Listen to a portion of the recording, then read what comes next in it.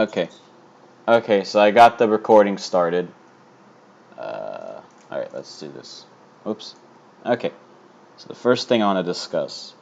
So I have it labeled as TDW 2020 meeting, and the first one on the list is the CCL phases. So, specifically why I wanted to talk about CCL phases was if there's any concerns people might have with that so far, if you've already because I have this issue where there's people who are inexperienced with leading and rating, and then there's the people who are experienced with leading and rating. Should there be like a separate program for the people who already are experienced, so they don't have to go through all 6 stages? CCL, right? Yeah, CCL for it's the program to host raids and defenses. Yeah, I think this should be a circle. Alex, why is your voice stronger than everyone else's? Probably because I have the. Oh, it's because I have you at 200 fucking percent. There you go. Okay, I have you at 200%. Imagine Leo having us at 1%. Okay, okay. No, I think I just put you at 200 because you talked so low at some point. That's what I usually do. I put people's volume super high if they're really low. Okay. Hold on, phone.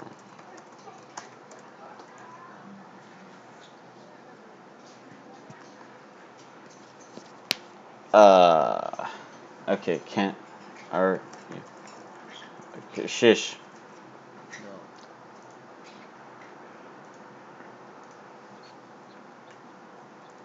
I want my volume to be high.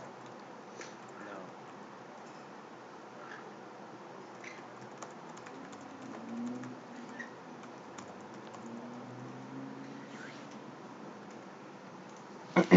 Well, I Do mean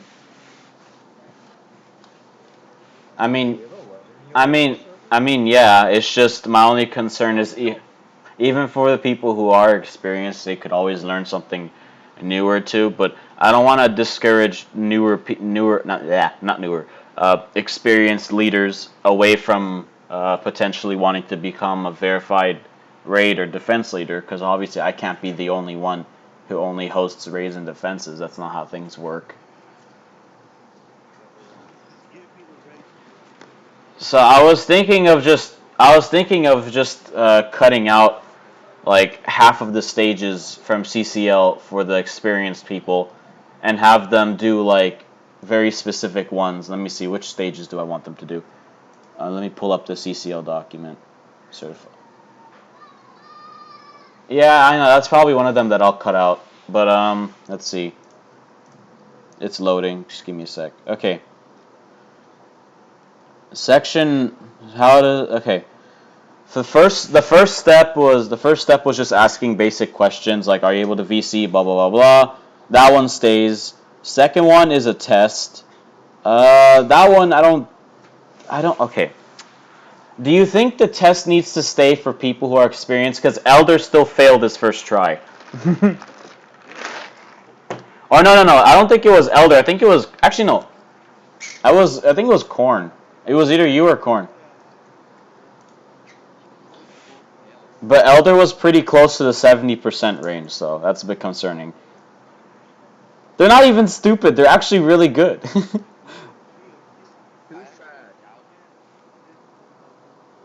trash? Sure. But yeah, so second step, I might or might not keep it. The third step will definitely go out for experienced people. It's the one where you have to observe 2 videos and explain what callouts and what shit happened that made it really good or really bad. That one doesn't have to stay for the experienced people. The fourth step is hosting a team deathmatch of some sort at the battlegrounds map. 8v8 battle, 3 rounds, 5 lives. You essentially you just have to prove that you're really good at organization, communication, and leadership. That one, I think I can't that do that. I gotta kill people in Ontaria. I think that one will stay, the eval and then the evaluation is where you actually host either a raid or defense of some sort against an actual clan, or just a PR with our allies. Either one works. It just can't be with ourselves. So if it's with a so you can't PR ourselves for evaluation. You have to at least fight a different clan, even if it's an ally. And we at least have 3 different allies to choose from. So and So waiting for the tools. Well, the problem is like, what if the allies then you just find you find a clan. You find a clan to fight. raid clan to fight? Raid Shadow Legends, that's all. You find a clan to raid or defend against. It works. It says you can either have the choice to PR an ally or just raid an actual clan. Can you not be? No, cause like Elder, I've done evaluations back then where we just rated actual groups and we've won almost all of them. There we go. Also, why would I be mad at someone who's just for the first time hosting in defense or raid? That's like who cares, dude? As long as I see someone doing okay and like hosting and like communication, if they're actually doing what they're supposed to do, I'll be hella happy because that means they have potential. If they're not doing anything, then I'll be fucking mad. I'll be like, bro, why didn't you do any of this? What happened to your steps? You know?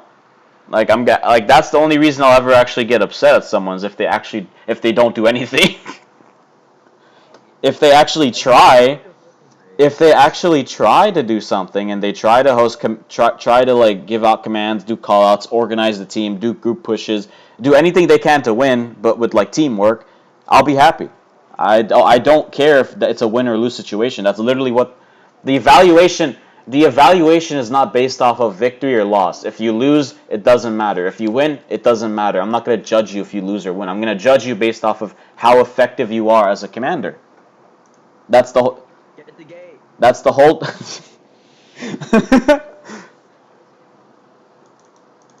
I mean, there is some clans out there with some shitty bases. We can't just blame it on the commander. Come on. Get the gate. This isn't Legion Bavarian Moon. Calm down. Invit. But yeah, I'm gonna cut out. I'm probably gonna cut out steps 3. Should I keep in the battleground step or not?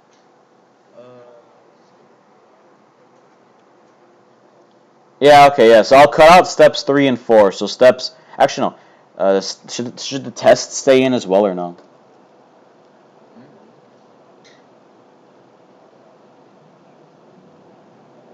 I mean, it is. I mean, knowledge is kind of important to know if they're smart enough to.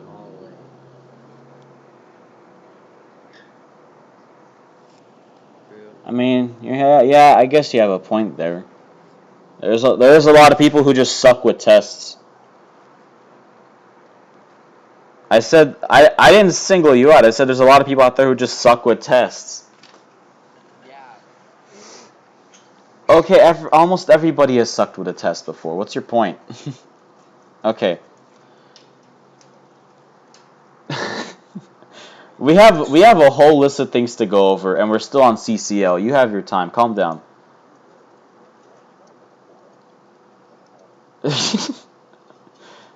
Okay, so I guess for experienced people, I'll cut out step 2. I'll cut out in case I have a feeling they know their knowledge. If they don't, I'll make them do it. Step 3, I'll cut out because it's mostly for the newer people. Step 4, I'll probably keep the battlegrounds in. Same, actually, maybe.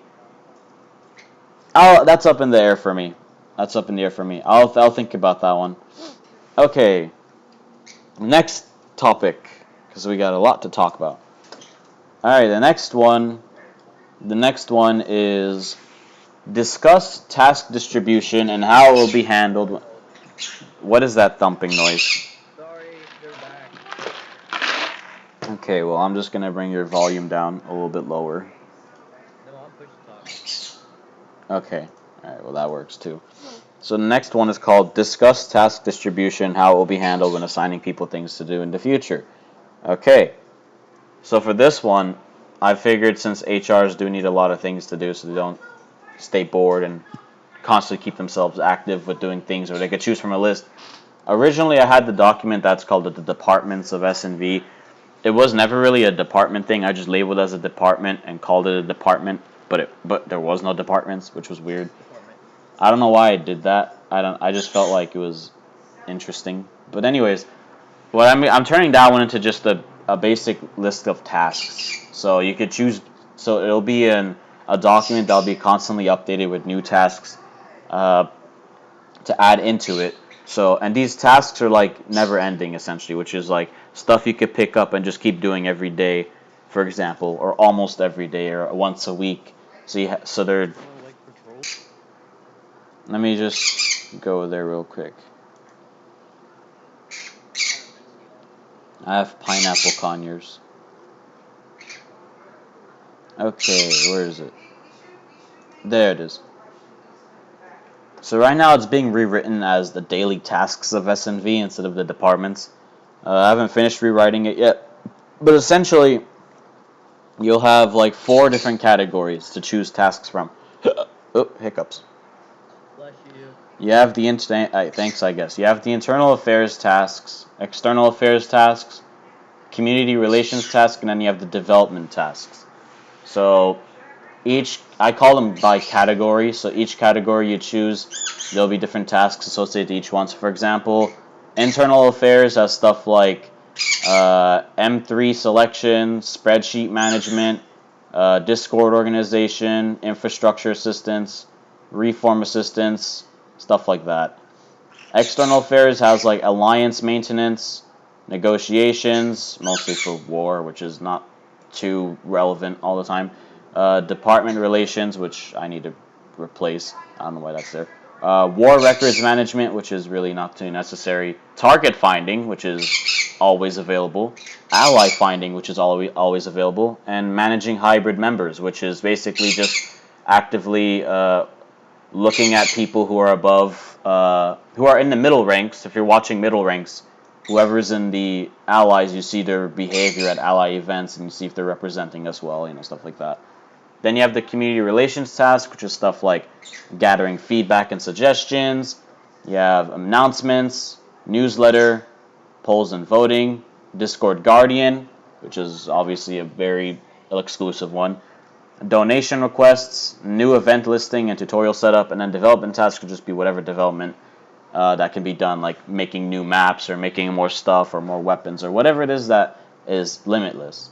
So the purpose of the next thing on the list is that we've been talking about is discuss task distribution, how it will be handled when assigning people things to the future.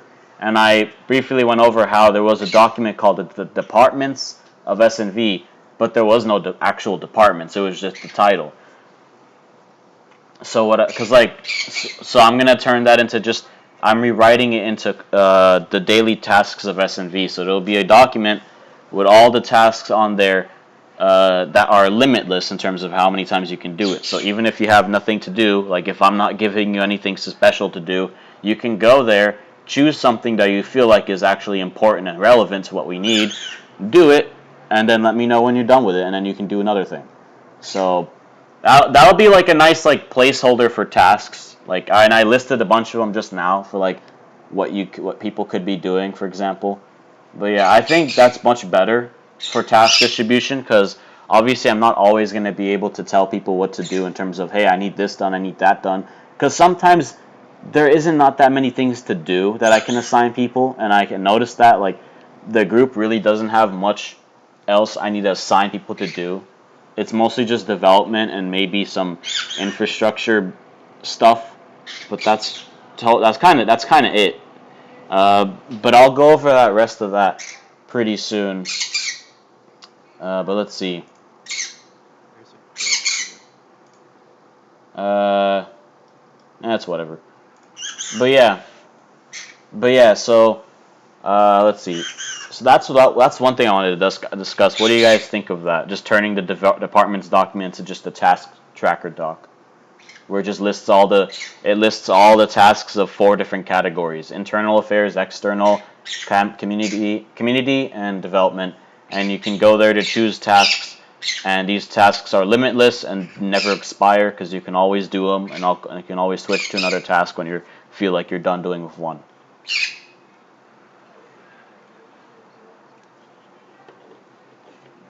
I mean, yeah, I try to have tasks for people, but I end up just doing most of it myself.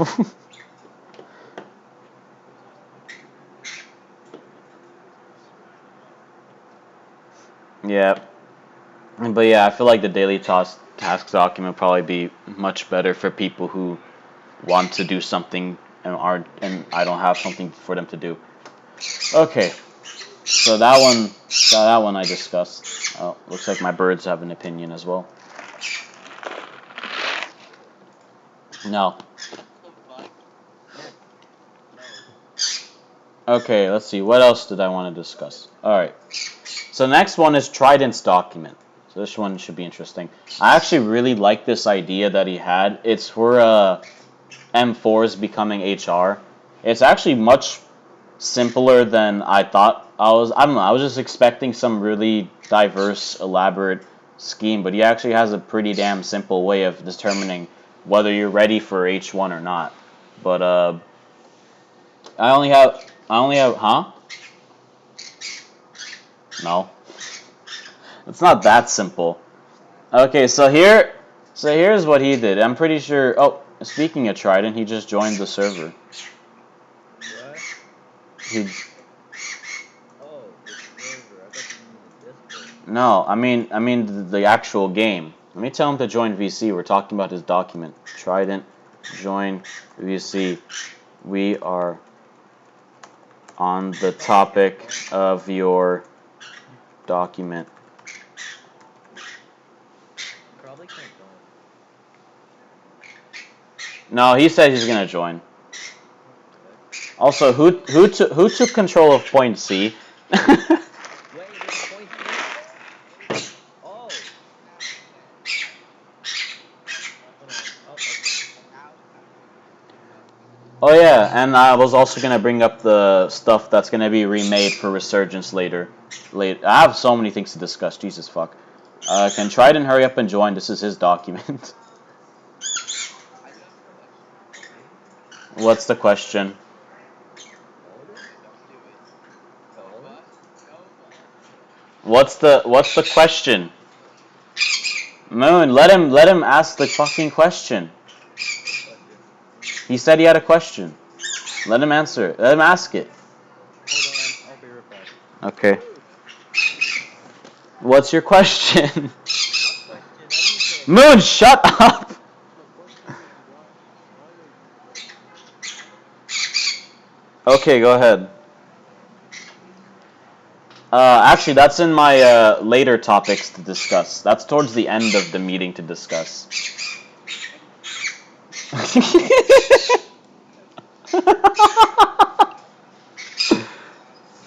uh, uh, mm, I mean, don't ask me that right now. I don't have plans for resetting or restarting Novarian. I have plans to restart TCK and UB and TRC first. Yeah. Shut the fuck. Did Trident join yet? No, he didn't. Trident.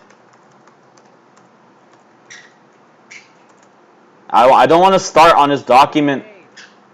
I don't want to start on the document without him because it's his fucking document. Trident, get the game. Hurry up. I'm headset broke. Okay, wait. So my headset.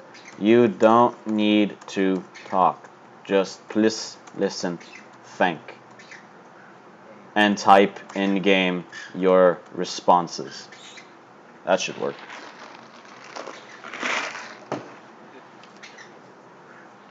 The fuck? All right. Well, while we're waiting on him, what's the next topic? Discuss Falling Star 2 Legacy and Soreya's future. Okay. Hey. What the fuck was that, man?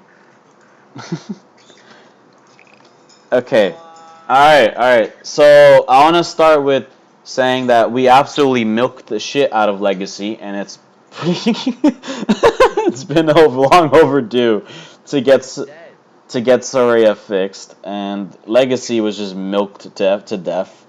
Uh, so for Soreya, since I'm talking to Zetsu about scripting a bunch of stuff, I'm also gonna ask him if he's interested in just basically scripting a bunch of TDW's projects, because like he's already used to scripting training systems and other things. Trident's here now. Oh, okay. Oh, wait. Wait, he left. Hold on. He did say his headset broke, so maybe he can't. Okay. Well, as I was saying, so I was thinking for Soreya, I just wanted it to be a fully automated system. It'll basically be really. Okay. I remembered mentioning back then, like a really big, some like I mentioned back then, bro. Really? Calm down. I'm trying to talk. I just like brought Mont's volume all the way down. Okay. All right. And he left. Okay. Oh, look, it's stage 2. I'm still waiting on Trident. Okay, Trident says he can't. Okay, Trident. Wait, can someone explain to Trident what we're talking about? Because I don't want to talk and type at the same time. So just type to him exactly what I'm talking about. So I'm just gonna go to his document first. Okay. So just tell him we're talking about his HR system. Okay. So he said in his document there is 4 stages. Stage 1 is, it says, to qualify for an M4 rank, you need to, actually, hold on. Let me just post this fucking document for you guys to see. Here, I'll post it in the meeting channel, because that's, okay, Sylvestian, if you're in VC, take a look. Alright, so I pinged everybody to check it out, and the meeting discussion channel. The link is there. It's 4 stages. It seems pretty simple, but like a good type of simple, not the bad type of simple.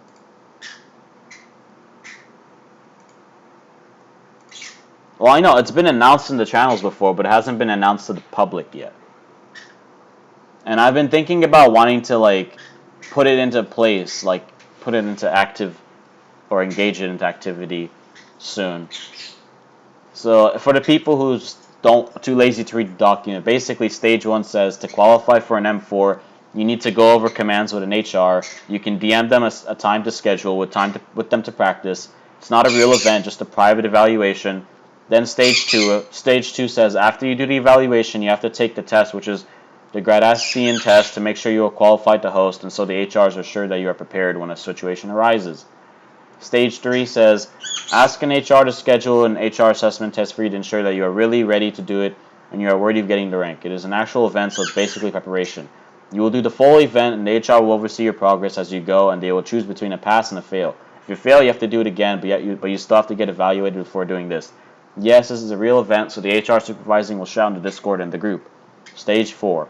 If you pass, you will get a chance to do the Gradastian Oath, which in HR... Oh, Sidarian Oath. I don't know why I said Gradastian. Sidarian Oath, which in HR has to record and post to YouTube, so it will be official. You will be typing in the oath or VCing it, and the HR will DM you the info. So that's basically what he put down. My only concerns with that is stage 2. It says the Gradastian test for stage 2. I am still on the fence about the Gradastian test. I don't like making people take tests. If I don't like doing it, I don't think anybody else would like doing it. Okay, CCL actually needs testing, okay? I don't want idiots running raids and defenses. Yeah, Mom, you need to test CCL. Idiot. Wait, is anybody relaying this information to the in-game people? Because Trident isn't in VC. Okay, hold on. 0. Trident, we're talking about stage 2 of your HR doc. Okay. Alright, I just told Trident what we were talking about. We're talking about stage 2. So my issue with the Gradastian test is I absolutely hate tests, and I absolutely hate making people take tests. However, it is a pretty decently lengthy document of questions.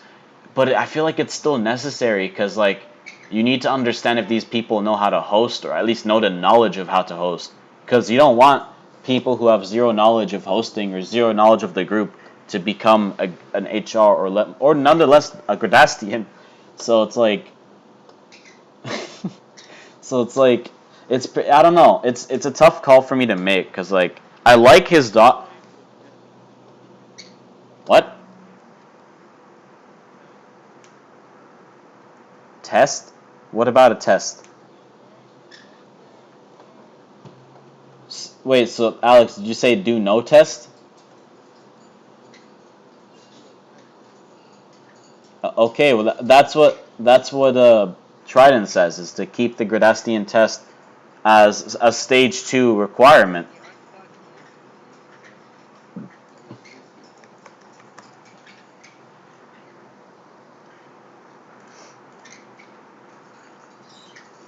Okay. Okay, so stage 1, I like stage 1 to qualify for an M4, just go over the commands with nature. I like that one, it's a private evaluation. I like stage 3, you just schedule an actual event with someone to see if you're capable. And I like stage 4. The only thing I'm concerned about is stage 2 because I just don't know how I feel about making people take tests. But you're transitioning from you're transitioning to become an M you're transitioning to become an M4. Holy shit. Uh, okay, I just muted. Wait. I muted Trident because holy fucking shit, Trident, that was loud. Okay. Wait. Hold on. If Okay. All right. if short for quizzical, then what is test short for? You need to stop. Okay. All right. We're in the middle of a meeting. We're not talking about male genitalia. Thank you. Okay. So I like stages 1, 3, and 4. I'm just on the fence about stage 2. Do you think it should just stay as the Gradastian test, or should it be a little bit different? Let's just say as this. I mean, on one side, I really like the idea of actually seeing if people are knowledgeable enough to become an M4. On the other hand, I don't want to discourage people, but if a simple test discourages people, then maybe they shouldn't become an M4. Okay. Like that makes sense. I don't know. Yeah, I really like Trident's four step stage for becoming grad. It's simple, it's effective. Can somebody else yell at me, please? Why don't we what? Why don't we vote on it? I I are you saying why don't we vote on this document? Is that what you're saying? No, why don't we vote to keep the test? No one wants to keep a test. We can't just say, "Do you want to keep a test?" Here, hold on. That's Do actually true. you Never mind. approve of this being the stages for becoming an M4? No. All right, I put up the first poll. Let me just put it. Why is this useless poll? I'll just mute Dino because I don't know why he's here. How about Isildur? I know is there. Okay. I put up the first poll. If you can please vote, because there's like, how many of you here? Like 10? There's almost I like how as soon as I mentioned that, two people left.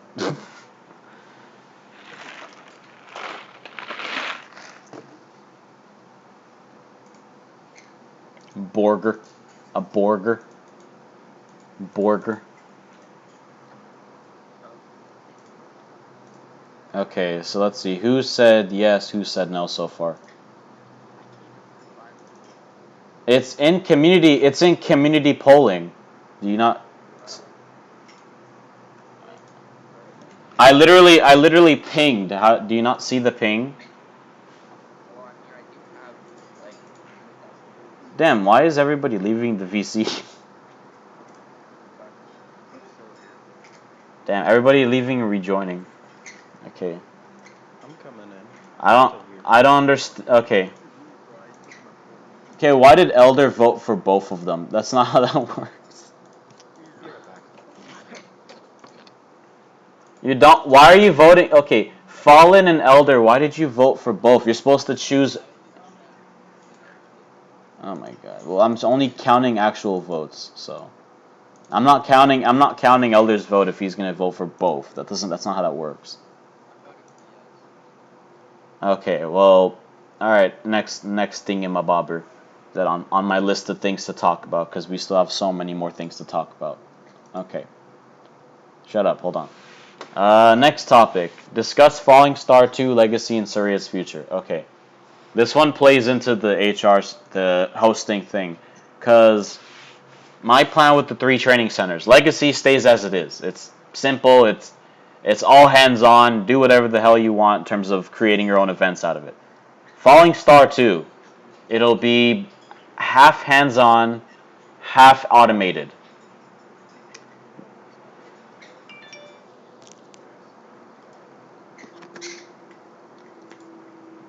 Well, I mean, you voted no and yes. Why? You're supposed to choose between the two. You're supposed to choose between the two, not vote. Saber, you're getting bad All right, connection. I'm just gonna remove your reaction then. There you go. Saber's like spin out. Okay, then I just won't count your reactions. Oh, you left. Okay. Who else wants to spam vote? No. Okay. So, Falling Star 2, half hands-on, half automated. Soreya is going to be completely automated with a mini games feature. Uh, and I want to add mini games to make trainings actually a lot more fun. And I had like a really big list in the development talk channel of potential events that I have because I already have a bunch of maps built for these mini games. It was when me and Zach were trying to build a mini game, but then he decided, oh, it's too hard, and then we hopped on to another project because that's just how Zach was. So I had a bunch. I literally had like over 20 maps built for mini games, and they never got used. So they can definitely get used for mini game events for Soreya. So I was thinking, like for example, let me see. Let me if I can find it real quick in the Dev Talk channel. Alright, cool, I found it. So here's some mini games I was thinking. Survive the disappearing plates, lucky crates, 4 crates, only one will be left standing. Climb the hill and avoid large rocks. Sledding, tree harvest, or team tree harvest. Laser survival, spleef, uh, square domination, fisticuffs, fire pit survival, stuff like that. Just keeps things a little bit more entertaining instead of just doing the typical events like PR, soccer, SFT, GFT, obbies, colors, all that standard stuff. I was just thinking to make it even more fun, just have some mini games as well so people don't get bored of that kind of stuff. And then for Soreya, you'll have 2 different global modes. You'll have a mini game global mode, so if people just strictly want to play mini games, they can join that one. And then there'll be a serious slash mini game mode, which is both serious events and mini games to balance the two out.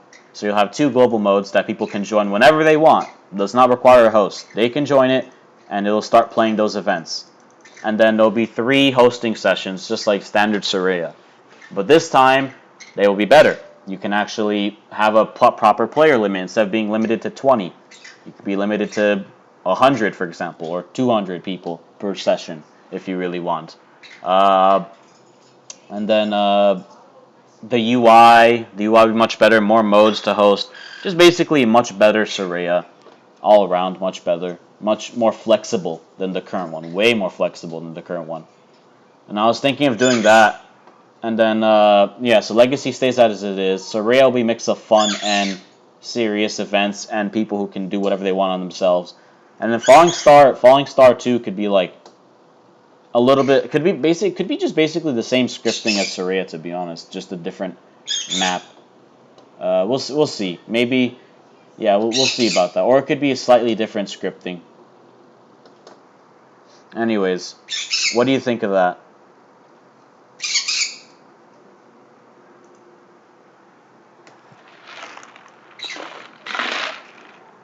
Yeah. Well, did any of you listen to what I just said? Rip. Somebody said the speech. Okay, well, 87 pings. Alright, so Corrupt, Trident, Alex, Moon, any of you? Did you listen to what I said? Yeah. It sounds bad. It sounds what? Bad. What? I didn't listen. I'm asking. But I did listen. Did you though? Alright, Trident, I'll unmute you. Okay, Trident, you muted yourself. Well, huh? Trident, you muted yourself. I'm just saying.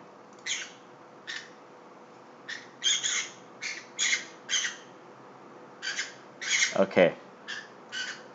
Where's this guy? I don't know. Trident, you muted your. Okay.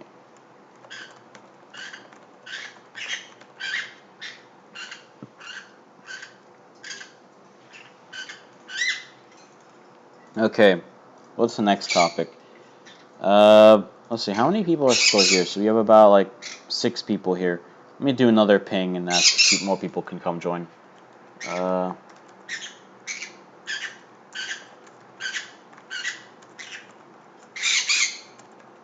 Join. Yeah, I know.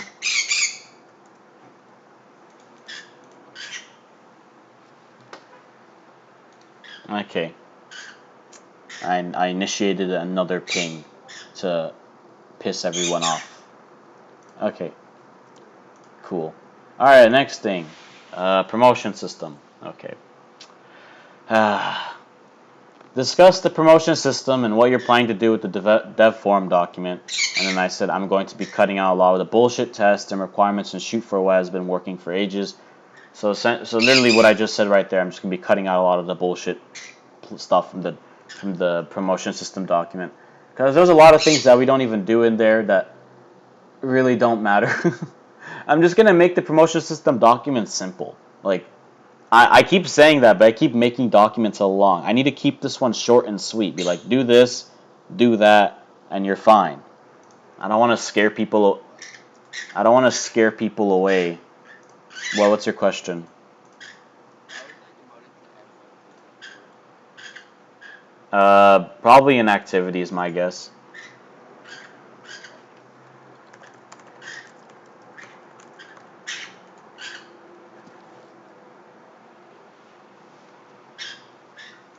Trident, can you even hear me? I don't think Trident. He keeps saying I want to hear the meeting, but I keep telling him he's unmuted. I don't understand. Probably has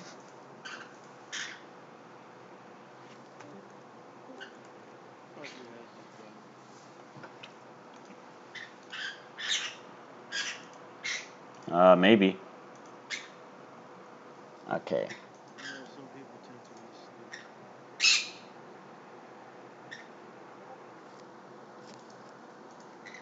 Okay. So yeah, I just wanted to simplify the promotion system document, cut out all the bullshit, and just list out all the stuff that's just been working because I really don't want to add extra steps to make it more complicated than it should be. Because like LR and MR have always been pretty standard ranks. It's just MR is just harder, obviously. All the actual like special shit just comes down to like uh, the HR hosting, not the HR hosting, the HR ranks, M4 and above. That's when all the testing and everything comes in. Okay, and that's the next topic. Discuss base plans. Okay, so I have like several different base plans. So I have a first-person shooter base plan. So I want 2 gun bases, one FPS and one third person. The FPS is gonna have like a unique like post-apocalyptic theme where each player you kill in the game in FPS a zombie or like a mutation spawns across the map. So every player that you kill, essentially another NPC slash zombie gets spawned. And essentially you got to be fighting both the other team and a zombie horde while also trying to secure a domination terminal system in first person, which I think is a really, really cool concept for defending. I want to do that for first person base. And then it would be like a nice like horror themed base as well. So it'd be like close corners, Never know what you're expecting. Boom. Immediate horde right in front of your face. I feel like that'd be pretty fun. And then for third person, it would just be a standard clan, standard base. Just a typical gun clan base you see at almost every gun clan base. It's for the people who just don't like first person. If they want to go with third person, fine, we'll offer that. And then there's our 3 sword bases, obviously Resurgence, Urs Forest, and the original capital. Stop chirping. Why are you chirping? Anyways. So Resurgence already announced some changes. I'm already replacing its terminal system with something way more flexible and much nicer. And I'm going to be reducing the raid time. So for point C, people will have 20 minutes max to take control of point C. It's 400 seconds. Most of our defenses end up taking a whole hour because we're fighting people at point C and they never end up taking control of it. And honestly, it's just very boring to keep fighting people at point C. Like if they're just getting dominated and they don't want to leave, then it's just I mean, we already have it. no. I'm not talking. I'm not talking about that. I'm talking about the actual defenses, not what you guys are doing. I only counted the ones that are. Because like Raiders, like nobody has actually like properly won at Resurgence in like ages, and even when we were active, people struggled heavily. So it's like I just don't think I want to offer a whole hour just to capture a 400-second terminal. You got 20 minutes. If you can't do it in 20 minutes, then we win. It's as simple as that. So it's going to be a much simpler system. All the scripting and the UI is going to be changed up as well. If Uh, we had like a new map that has like spawns for people I think that might be better. a new map. Well, yeah, because like our spawns are way closer than other bases. We still have a decent amount of space between ours and the terminal. I pushed back our spawns a lot. I don't actually I don't even know if I showed you that update yet. I pushed back on so the one across from the shop. I pushed our spawns all the way behind the building, which adds an extra like 5 to 7 seconds of walking, which makes a much bigger difference. And I moved up the raider spawn just by a little bit. Uh, I'm still actively trying to like balance out the spawning even more. It requires a lot of testing to get it just right, but I got a pretty good balance going so far. I'm still working out the spawns. I have an idea of where I could put some of the spawns. I know one of the TW spawns is probably just not going to budge. It's inside the building. Then the other one, though, the one across from the shop, is pretty flexible. And the raider spawns, I could potentially just put the raider spawns on the ports if I want to, if I really want to just completely balance out everything. But yeah, we'll see about that. And then let's see. But if we're offering 400 seconds to capture the terminal, I mean, it's 400 seconds. I want to also make sure our defenders at least have like a 3 to 6 or 5 second advantage at least from one of the points. Because like 400 seconds to capture, it's a pretty short amount of time. But I'm fine with still giving them another boost if that's what it takes to make it easier for people to raid. But I already made a ton of changes to this base.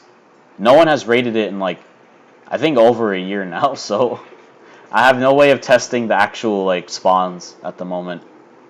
So maybe when we start defending again, I will want to see what else I can change to make this better. Because I remember announcing that I did a shit ton of spawn changes and a bunch of other edits as well to make this much better. So we'll see. And then, yeah, Resurgence. The terminals will be rescripted and UI will be rescripted. So every Raiders will have 20 minutes to capture point C. If they don't, we win. And then if they capture point C, then they have to capture point H, which is 800 seconds, and they have 40 minutes to capture that. So that's gonna work.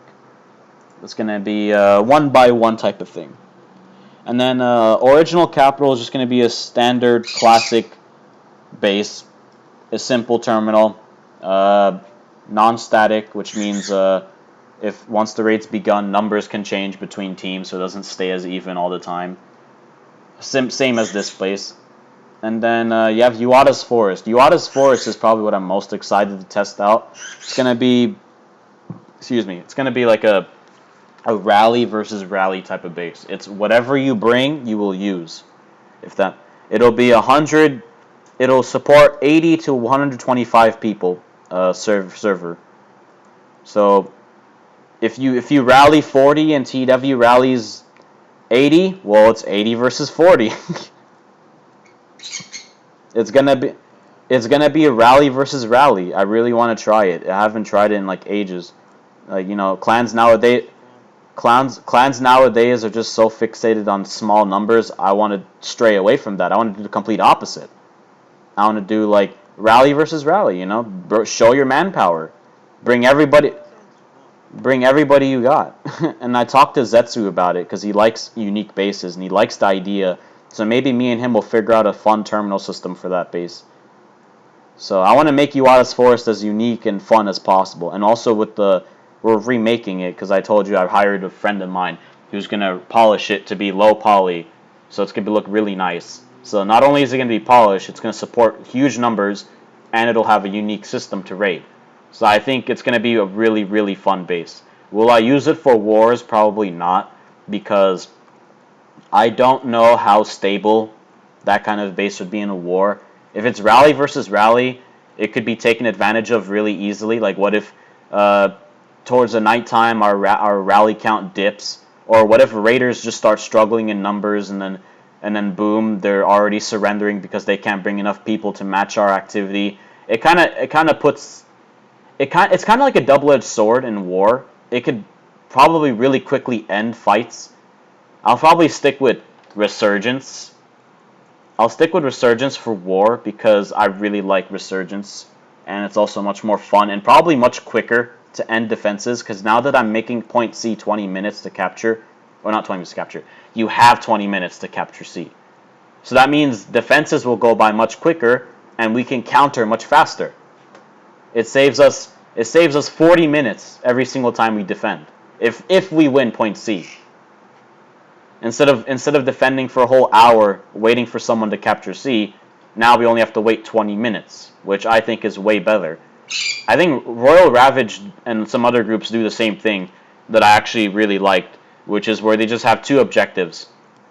They have objective 1, which is 400 seconds, it's rollback, and defenders roll it back.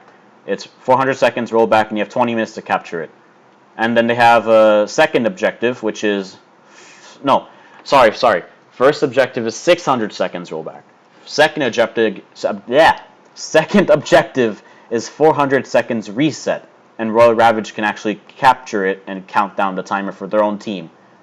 And I like that a lot, and it's also 25 minutes. So I was like, oh, okay, why don't I just do something similar like that with Resurgence? Because I've noticed almost all the time, everybody keeps asking, like, hey, when is this defense over? Where we're destroying them. They're never capturing C. When is this going to be done? So it's like, I trust me, I've gotten messages like that a ton. So I was like, yeah, I definitely need to just cut the shit out and just be like, okay, if you can't cap this within a certain amount of time, you're fucking out of here, because we're not going to waste the whole hour on you. But yeah, I'm definitely cutting down Resurgence rating time, essentially I'm making it even harder for people to win, but I'm also making it easier for us, because I really don't want to sit for an hour and wait for someone to maybe have a chance at winning. It's going to be harder for them to win because obviously shorter raid time, but I mean, come on, it's 400 seconds. If you can't take 400 seconds, then what are you doing? Get out. So it's like you don't have any business to be here. You should have scouted, You should have scouted beforehand coming here. But yeah, for Urs Forest, I'm most excited for. Rally versus rally, big server, really polished base, possibly fun system for raiding. I'm excited for that. Okay, what's the next topic? Oh yeah, okay. Discuss base plans. Ontario. Okay. So I've been asked a lot of times, is Ontario a base? And I told them it can be a base. Is it an official clan base? Probably not. It's a bit hard to explain. So, Ontaria is a RPG slash roleplay slash base game. It can act as a base, and it will act as a base, but it'll also act as a game, an RPG slash roleplay game. That's it. It's that simple. I don't know why people keep asking me, is it a base? Is it a base? Yes, it's just not the type of base that serious clans would probably raid. More so role-playing clans or Star Wars clans or clans outside of our genre would most likely raid it. Because it's animated weapons, it's animated guns, and it's a really, really cool map. Of course people are going to want to raid it if it's really nice. It's like, it's like, uh, it's like lightsaber battlegrounds in a sense, where it's nice weapons, nice animations, and a nice map. That's like kind of the gist of it right there. What kind of a battlegrounds type of theme is it? And then let's see. Discuss what should we do leading up to Ontario's release. Okay, this one's a bigger one. So did you hear what I said? I said discuss what needs to be done leading up to Ontario's release. So let's see. What needs to be done? Well, pretty much I need to get all the CCL. I need to create a CCL version 2 for people who are experienced. I need to put in Trident's HR document and modify that a little bit. And then I need to fix up the Gradastian test. I need to, oh boy, I need what else am I supposed to do? I need to rewrite the daily tasks document. I need to do a lot of stuff. I need to assign people things to do as well. I think that would also help a lot. Um, that's the what? Wait, what?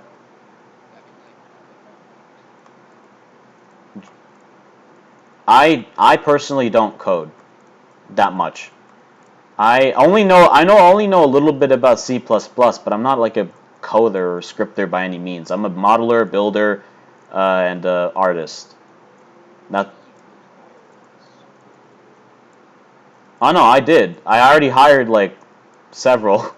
I told you, I already hired Zetsu for rescripting Resurgence's terminal, and then I'm also talking to him about having him script Ontaria and having him script a bunch of TW's projects actually. Because like he's really good with clan scripting because he's done a lot of it, so he's probably perfect to script a bunch of our stuff.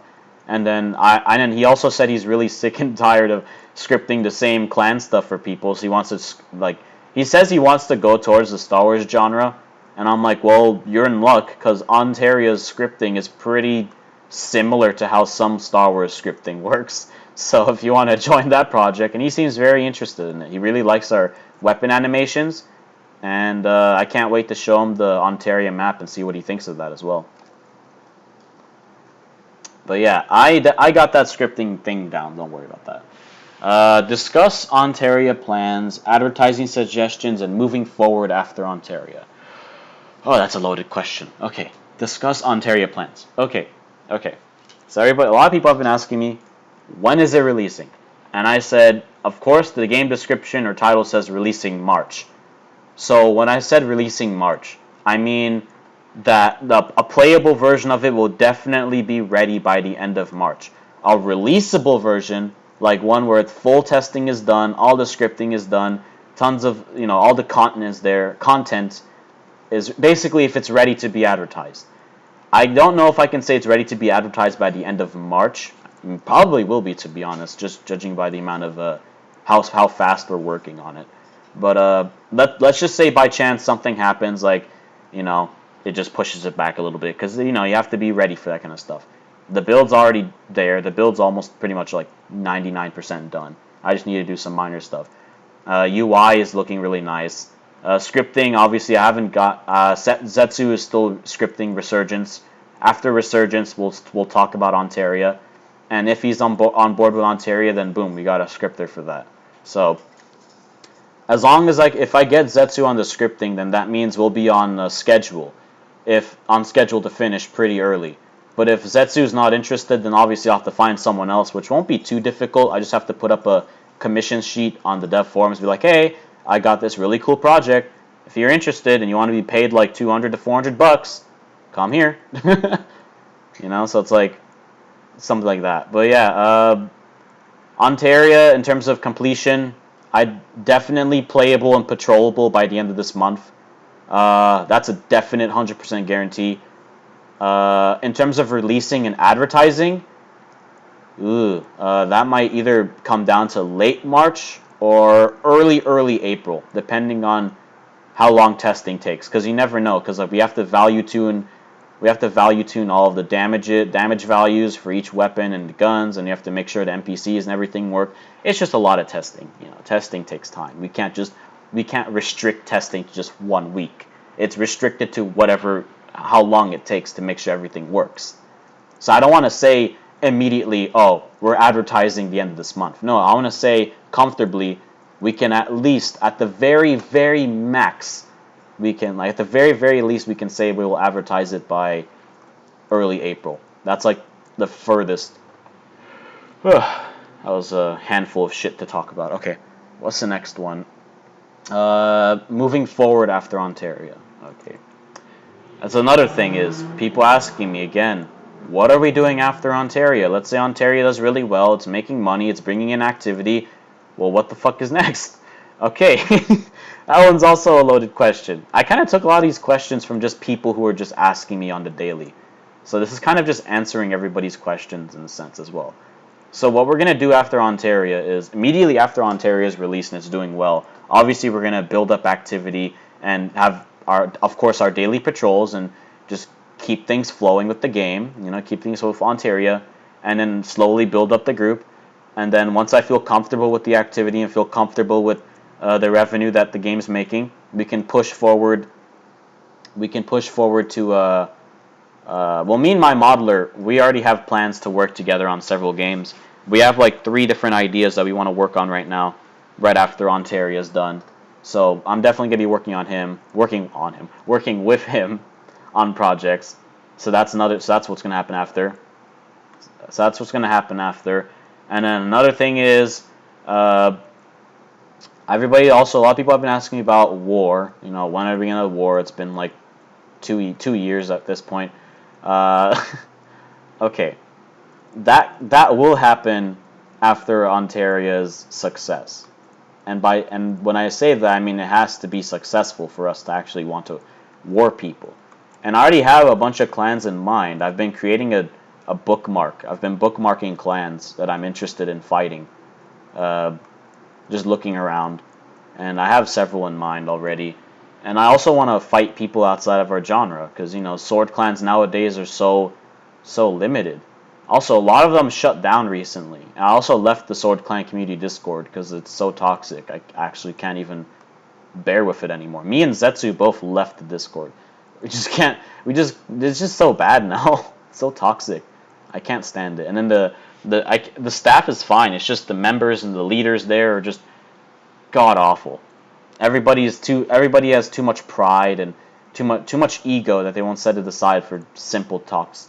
And yeah, everybody's bases there are like fucking small ass servers. Like, oh, it has to be 9v9 static, and it's supposed to be a fair zone, anti-force tie, heal swords, or else we won't do it. Like it's literally all of the bases there are the same thing. All of them have the same terminal. All of them have.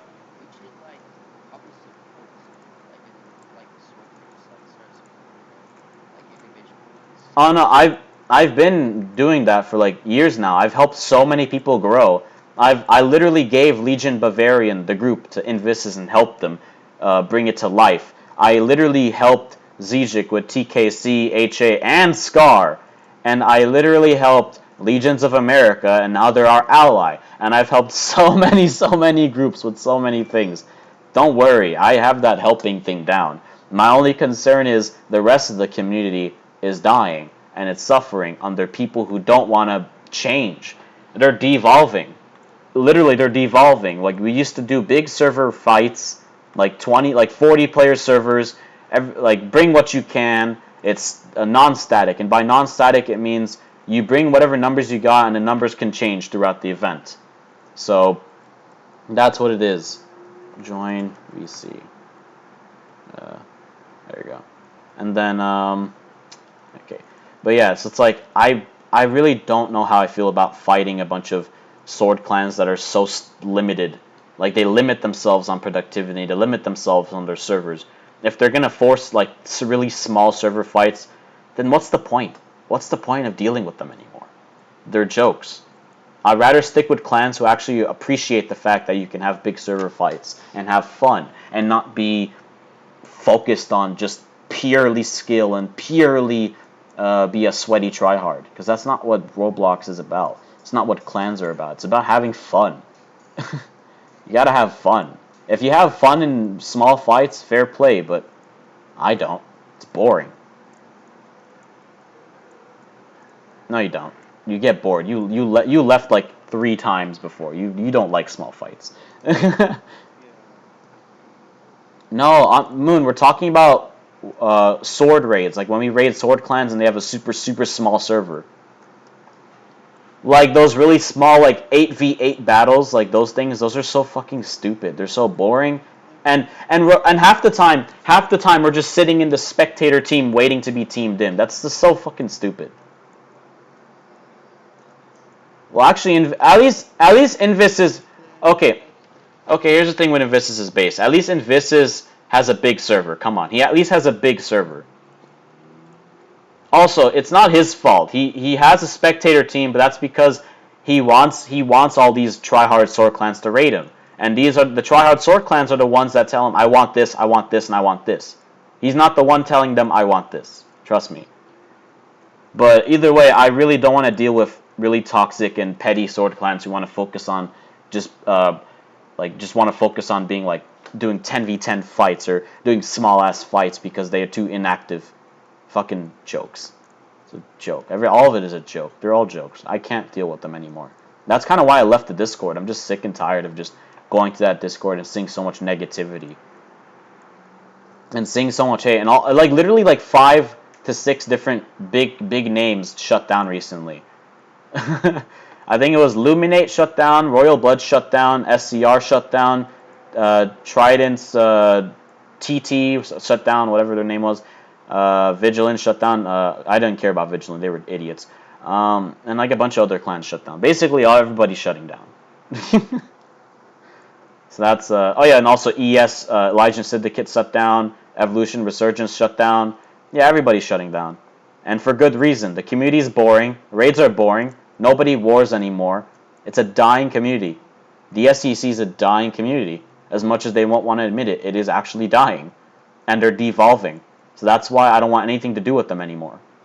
I'm just tired. I'm really tired. I actually A way to get like more people interested into like the sword clan community. easily. Me, Team Domino, and Scar, and some other groups are doing similar things. Where we're making games oriented around role play and oriented around like actually bringing new members to join.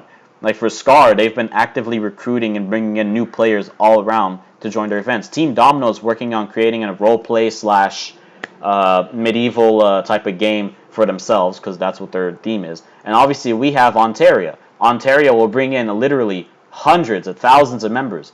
When I originally released Ontaria, literally in the first day we gained over 1,000 members. That's sweet. And our activity was literally 100 plus people in events, like, and we made like 100K Robux a day off of Ontario, and that was from just shitty scripting. It was from shitty scripting, barely any monetization to make money off of. Yet it was making so much fucking money, and it was doing so good for us. The only reason it died is because I messed up with an update, and also because the lightsabers weren't flexible. Like I didn't own the core script. The core script was owned by the scripter. So I literally could do nothing with the lightsabers except just sell them for Robux, which really limited the gameplay. So and limited my options for monetization. So I had 0 options there. So it was very limited, and that was the only source of income Ontario was making. And it was very bad because I rushed Ontario. I really wanted to get it out, so I used lightsabers. That's the reason why we used lightsabers. I was a friend of mine, which was the scripter. I was like, "Hey, you want to use my lightsabers? I heard you've been looking for weapons." And I was like, "Yeah, sure." And I bought access to them, and then I used it. But I was like, yeah, I don't want to do that again. I'm getting my own completely different weapon system. I already have like 60 animations for fighting ready to go. A lot of you have already seen them. And then I have like obviously the weapon models ready. I have the Ontaria build ready. I have everything ready. And I have a scripter that's interested. And a UI artist that's doing UI. So things are looking good. And I can actually create a full-fledged, amazing Ontaria with actual level system that you can level up by getting KOs. You can do fighting NPCs. You have a domination terminal system with 4 different terminals across the map to control. You'll have so many things to do. It's gonna be a lot of fun, and I genuinely can't wait. I don't think I've felt this excited in like years, to be honest. It's been a long time since I've been excited for something like this. Something about Ontario just gets me always excited. Maybe it's because Ontario was like my closest project to like having a successful game. So maybe that's also what it is too, you know. But let's see, what else? What else was it? Yeah, wars, games. Okay, I kind of discussed moving forward. So yeah, right after Ontario's release, like literally as soon as Ontario's released, what's our plan? Okay, well this is gonna be our plan. So listen up. So first day of Ontario's release, patrols immediately begin. We start hosting. I'll probably do small advertisement campaigns, like 3,000 Robux a day or something, to keep the servers active, just to see what I'm gonna do. So my plan for Ontario is, as soon as the Ontario scripting and everything is done, it's ready to be launched, I'm gonna do small advertisements. So 3,000 Robux or 5,000 Robux a day, and I'll see, and that should bring in about 20 to 30 to 40 people playing. I've already tested that theory before. It brings in about 20 to 30 people. And those 20 to 30 people is enough to bring some activity flow to Ontario, and I'll get this going. I'll see what people like and don't like. I'll gather feedback. I'll gather suggestions. I'll see what people buy, see what people don't buy, see what people do. Get that knowledge, and I reuse it. I use that knowledge, and I fix the things that I need to get fixed. And then slowly just keep doing that until I feel like everything's fixed. And this is my theory. This is how I want it to go. If I put in 3,000 Robux into ads, I want to make sure I get that money back and then some. If you put 3,000 Robux into ads on Ontario and you make like 5,000 back, that's a really good fucking sign that your game is actually really good and has really good potential to make money. So if I put in 3,000 and I get back 6,000, that's amazing. That means it's probably ready to be advertised in big leagues. But if you advertise it 3,000 and only get back 1,000, it's a little bit concerning, you know. You might need to run another ad or two just to see if it'll continue doing that. So if it's like you run like 3,000 on ads for 3 days straight and you only make back like 2K out of 9K spent, yeah, then that's really bad. Then you really need to like get that sorted. But yeah, I'm gonna be doing a lot of testing campaigns to see if it works and what works and doesn't, and that'll get things going for me for Ontario. That's the plan there for advertising. And then let's say Ontario's release, it's doing well. Well, after that, activity booms. Development will start going like crazy because we'll have so much funding to spend and hire tons of people to get everything going, you know. Basically, we're just going to be in full swing. That's the plan. It's just going full swing right after. Nick. Next thing. Excuse me. Discuss game development ideas and plans along with intentions with Cosmic Colony. Okay. Ideas and plans. Well, I already said me and my modeler have ideas for several games already. So Lava Lunatics. Yeah, no. That one has like 21 maps that I can use, and it has a really nice lobby. So me and my modeler, well, I told my modeler, like, hey, what if we take the lobby and the maps and turn that into a sword fighting tournament game?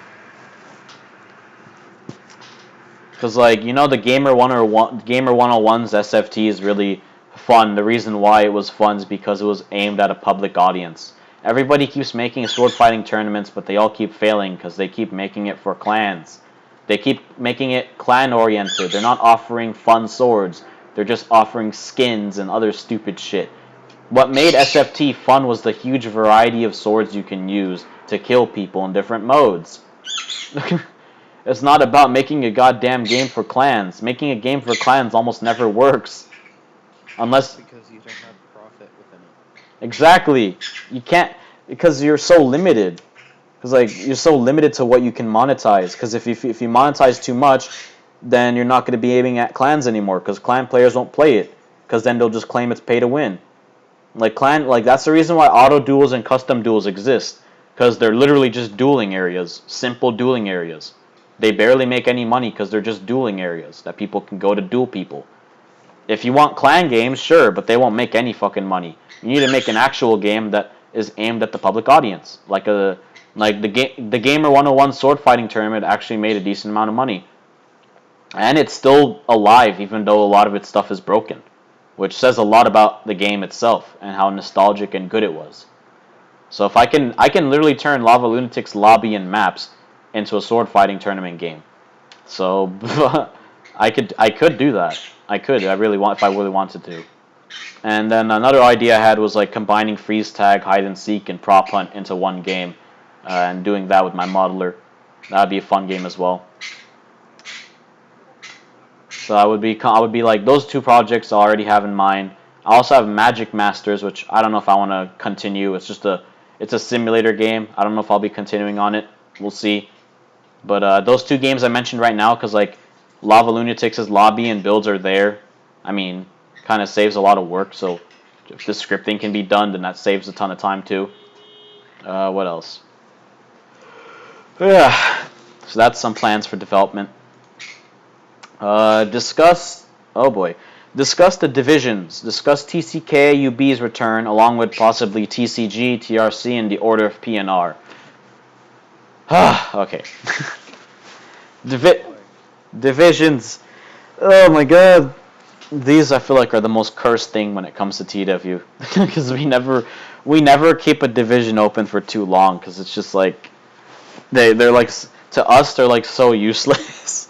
But okay, TCK. Obviously with Ontario's return, imminent return, and if with its possible success, that'll also come TCK's success. And I'll be leading TCK, simple as that. I'll be getting onto that and hiring people to make some places for TCK so that they can have their own training area and their own shit to do essentially. What and then UB's return. Okay. Unoma's blood? Yeah, Unoma's blood. Oh no, Unoma's blood. Yeah. Who's leading UB? Uh, I'll figure something out for that one. I do want to bring it back. I'll probably lead it for the first month, maybe, just to see who else can come. I don't think it's gonna be that difficult for me to lead it, in all honesty. Uh, What does he do? Unoma's blood is essentially like think about it like this. It's like TNI. It's like TNIV, except just like the more of like the elite warriors of the group. Like TNIV is like the sword warriors of TNI. UB is like UB is like the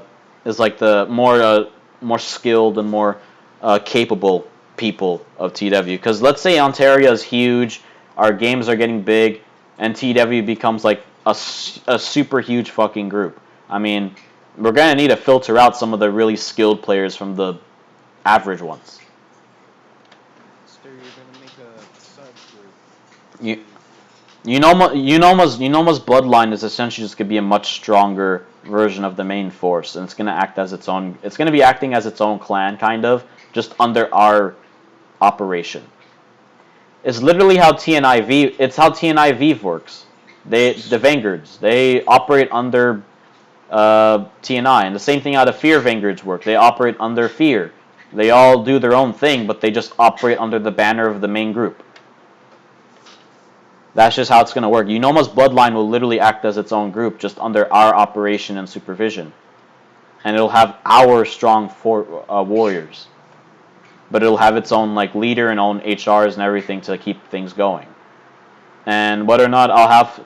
It already has it's a fort ready for it as well in some places. I might need to hire some more people to get some places made for it because I want to make some lore-based maps for UB, because UB's planet, I believe, is mostly volcanic. So I want to make some volcanic places. Is it still gonna be TCK? The uniforms for UB and TCK will stay the same. They're nice. I don't see a reason why we should replace them. They never even had the chance to get used because the divisions never opened. So why replace them? However, however, however, you mentioned uniforms, and the next topic was uniforms. So we'll get to that soon. Uh, Along with and then the rest of the topic was possibility of bringing back TCG, reviving TRC, and then also opening our Order of PNR. Okay, TCG is the Sylvestian Guards. It's the guards that are like the the blue guards that you see, the blue statues that you see everywhere. Those are the guards. The one with the helmets, yes, those are the blue guards. Yeah, there's also red, yellow. There's red, gold, white, and blue. Blue is the main guard force. Gold is like the royal guard force. Red and white are like. Okay. White and gold are like royal. White and gold are like royal. Red and blue are like primary, essentially. Red is more offensive guards. Blue is more defensive guards, and white and gold are more like royal guards. And they all operate under TCG. And TCG will just be a guard division, just mostly just the blue guards will be the defenders, red guards will be mostly offenders, and white and gold will mostly be like royal, protecting high ranks, leaders, protecting the order of RNP members, essentially doing very private missions. And then reviving TRC. Okay. TRC. Okay, that. What?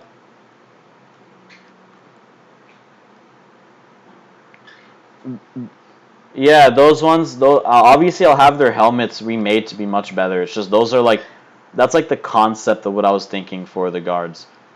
I'll have uniforms for them. I'll have separate helmets and uniforms for each one, for red, white, gold, and blue. It's just right now that's the best I can do in terms of uniform and helmets. But yeah, that's the idea I'm gonna be following for guards. And then TRC, revival of TRC.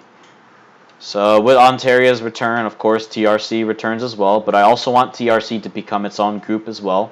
I need to find its leader. I need to hire people to make places for it. I need to basically just get shit done for it, so that it stays alive and people actually want to host there.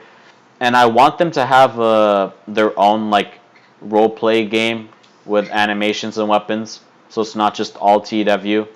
So I'd want to make a place for them as well. I have the mining outpost I have for them will be a nice base to raid as well. But yeah, I want them to have something for themselves as well, so it's not just us taking all the spotlight. Because what TNI and what Robine and what Adeltia and all those big roleplay groups did, they all did it wrong. They all just used.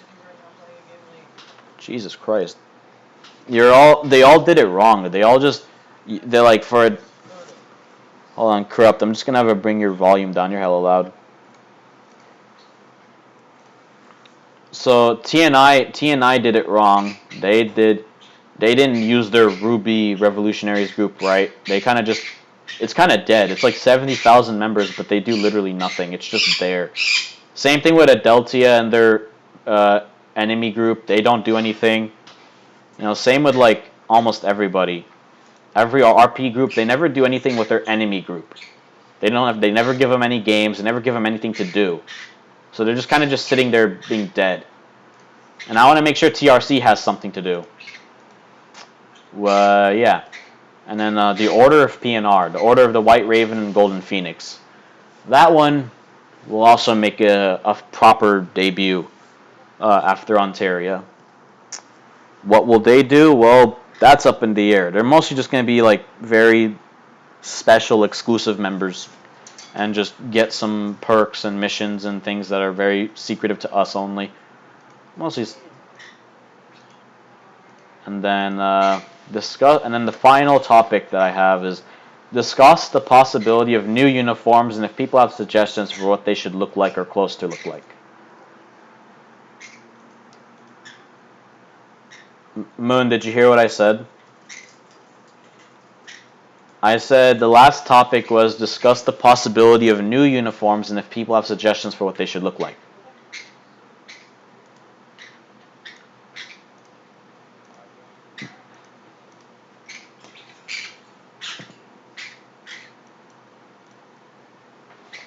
So I'm thinking I don't know what I'm thinking for new uniforms. I'm not sure what I would think would fit a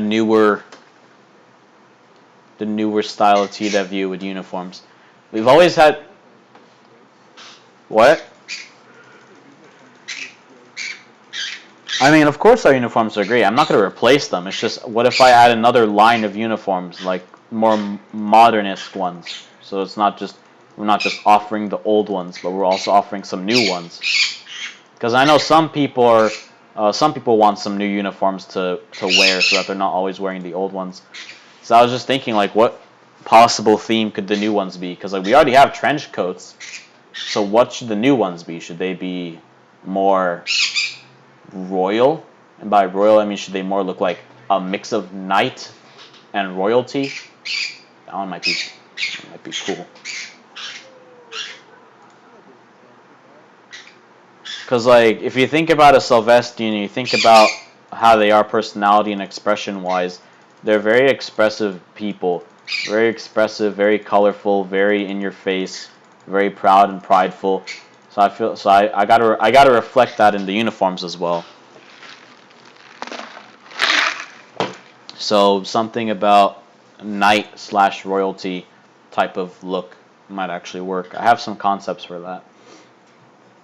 If you have any other suggestions for uniforms, you can feel free to ask. But that's kind of that's basically the last topic I wanted to discuss. It's been like an hour and 22 minutes of talking. uh, if anybody has any other questions, I mean, if any concerns about anything that I discussed so far, you can feel free to ask. But otherwise, that's kind of the last thing I wanted to talk about. Also, check your email too. I will. It's just a picture of you.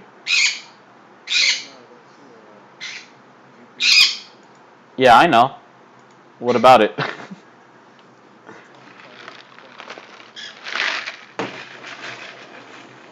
it mascot like Trident. But yeah, that's gonna stay as the uniform most likely.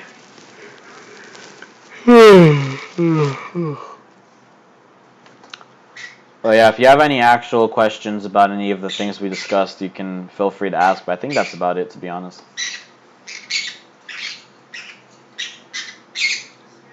Feels like I don't want to drag this out any further. We've already talked for a while. I did say it was going to be a pretty long topic, but you know, but it's like, yeah, I think I went over everything I needed to talk about.